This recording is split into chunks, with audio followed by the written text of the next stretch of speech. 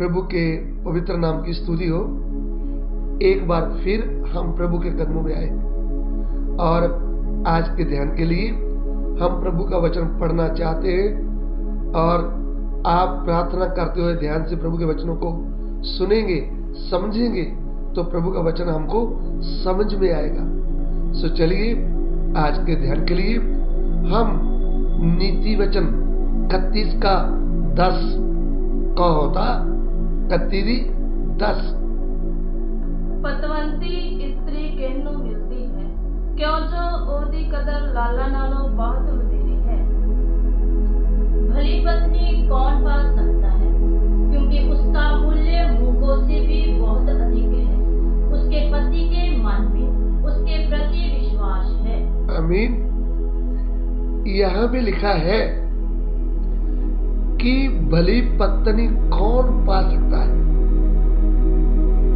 पंजाबी में लिखा है पतवंती स्त्री किसको मिलती है, यानी भले काम करने वाली, इज्जत के साथ रहने वाली, परमेश्वर का भय मानने वाली, अपने पति के अधीन रहने वाली, उसको बोलते हैं भली पत्नी। पत्नियां तो बहुत है। प्रभु के वचन में लिखा है कि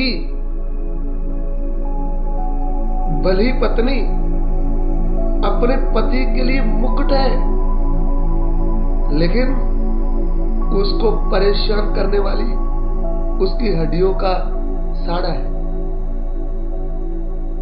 जो स्त्री अपने पति की वाट लगाती है, उसके साथ बात बात में झगड़ा करती है, वो पति के लिए भली नहीं होती।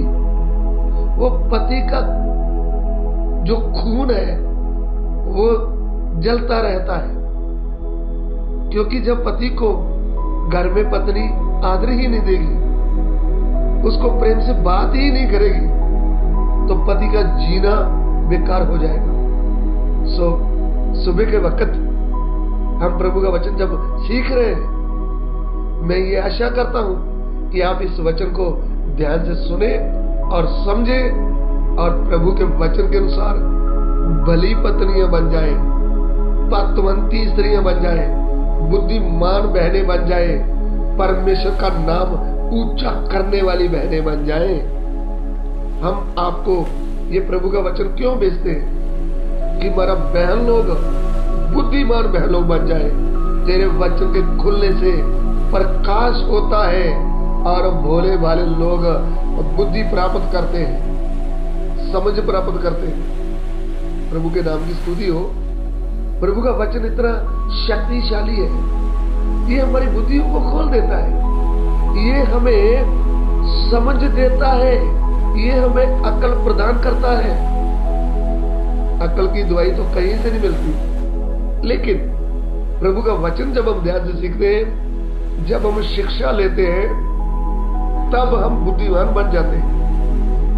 इसलिए वचन में लिखा है, हे मेरे पुत्र, तू प्रभु की शिक्षा ले और बुद्धिमान बन जा।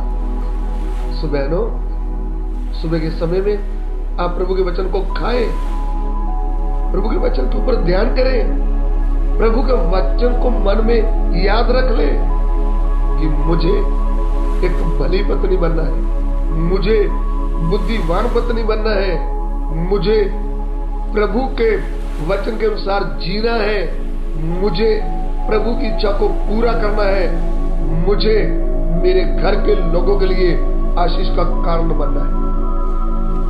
आमीन। जो भली पत्नी है वह अपने पति के लिए विश्वास योग्य है। उसका पति उसके ऊपर भरोसा करता है। क्यों? कि वह परमेश्वर का भय मानती है। वह ये याद रखती थी कि मुझे कोई नहीं देखता तो भी मुझे प्रभु देखता है। मैंने प्रभु के विरुद्ध कोई पाप नहीं करना, झूठ नहीं बोलना, चोरी नहीं करनी, व्यभिचार नहीं करना, उल्टे सीधे मैसेज नहीं करने, कुछ भी छुपा के नहीं रखना, पैसे की कांडी नहीं मारनी। कांडी का मतलब पति के बिना पूछे कुछ चुरा लेने और अपने पर्स में डाल लेने। जो भली पत्नी है वो ऐसे काम नहीं करती। यदि हम अपने घर में भली पत्नियां बन जाए तो हमारा पति भी वो विश्वासी नहीं है तो भी अपनी पत्नी की चाल और ढाल देखकर वह भी प्रभु में खींचा चले आएगा। पहला पतरस अध्याय 3 वचन 1-2। पहला पतरस 3:1-2। इस प्रकार हे पतियों अपने पतियां दे अधीन हो, पर जे कोई वचन ना भी मानते हो तो वचन तो बिना अपनी पत्नियां दी चाल ढाल दे कारण खींचे जा। हे पत्नियों तुम भी अपने पति के अधीन रहो, इसलिए कि यदि इनमें से कोई ऐसे हो जो वचन को ना मानते हो तो भी तुम्हारे बहन सहज पवित्र चाल चलन को देखकर बिना वचन के अपनी अपनी पत्नी के चाल चलन के द्वारा खींचे जाओ। आमीन। यहाँ पे बहुत बड़ी बात लिख दिया है। हे पत्नियों बहुवचन, हे मसीह बहनों, संगति में आने वाली बहनों, अनपढ़ बहनों, पढ़ी लिखी बहनों, एजुकेटेड बहनों, तुम भी अपने पतियों के अधीन रहो। अपने पतियों के, उनकी आज्ञा मानो, उनका भय मानो, उनके साथ अच्छा व्यवहार करो।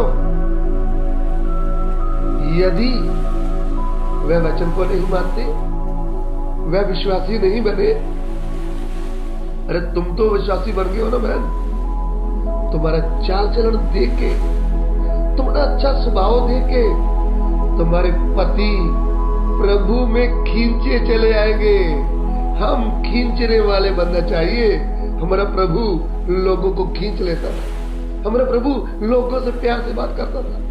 इसलिए हम भी अपने पति से प्यार से बात करें, अपनी सास माँ से प्यार से बात करें, ससुर से प्यार से बात करें। देवर और दरानियों को, बहनों के साथ प्रेम से जब बात करेंगे वह प्रभु में खींचे चले आएंगे। ये खींचने का काम करना है तो हमें वचन के अधीन रहना पड़ेगा, हमें अच्छा नमूना देना पड़ेगा। प्रभु आपको आशीष दे। हमारा विषय है भली पत्नी किसको मिलती है।